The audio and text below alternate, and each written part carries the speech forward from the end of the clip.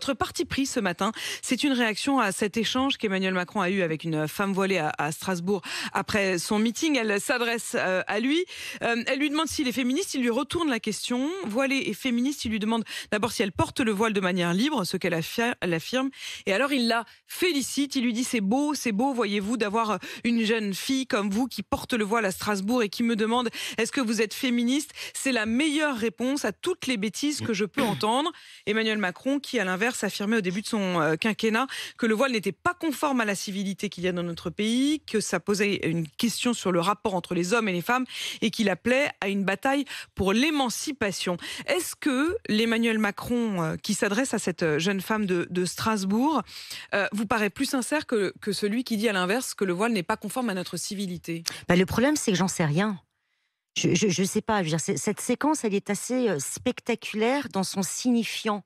Parce que on a là le candidat Macron qui vient nous dire comme une évidence qu'on peut être voilé et libre de l'être, et qu'on peut être voilé et qu'on peut être féministe. Or, pendant 5 ans, il nous a strictement dit l'inverse. Il nous a dit en 2018 que le voile était contraire à la laïcité.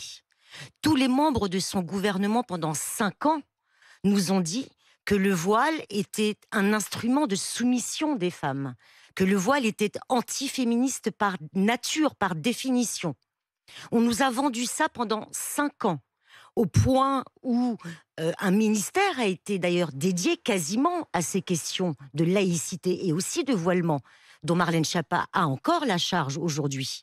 Et pendant 2 ans, Marlène Schiappa nous a dit ça, nous a dit que le voile était un instrument de soumission. On vous sent honnêtement assez en colère ce matin. Vous avez le sentiment d'avoir été un peu trahi sur ces questions-là? Alors, je pense que je ne suis pas la seule à avoir été trahie. Je pense que nous sommes nombreux. D'ailleurs, j'ai entendu, avant de rentrer sur le plateau, l'auditrice Nacera, Oui. qui ne croit pas en ce que dit le candidat Macron. Parce que, si vous voulez, il nous place dans une position de ce qu'on appelle de dissonance cognitive.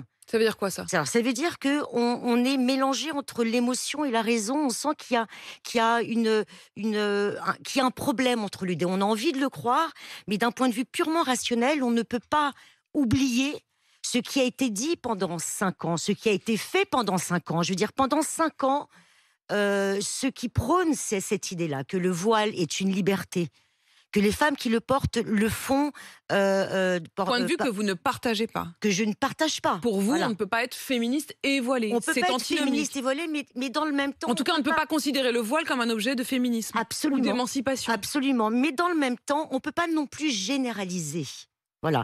Il faut... Je veux dire, on ne peut pas considérer que toutes les femmes qui portent le voile le font sous contrainte morale et sont sous emprise. Je connais trop bien le phénomène de l'emprise pour considérer un groupe d'individus qui serait soumis dans son entièreté à ce Qu'auriez-vous aimé phénomène-là. qu'Emmanuel Macron réponde à cette jeune femme? Mais moi, j'aurais aimé déjà qu'il ne fasse pas cette séquence-là.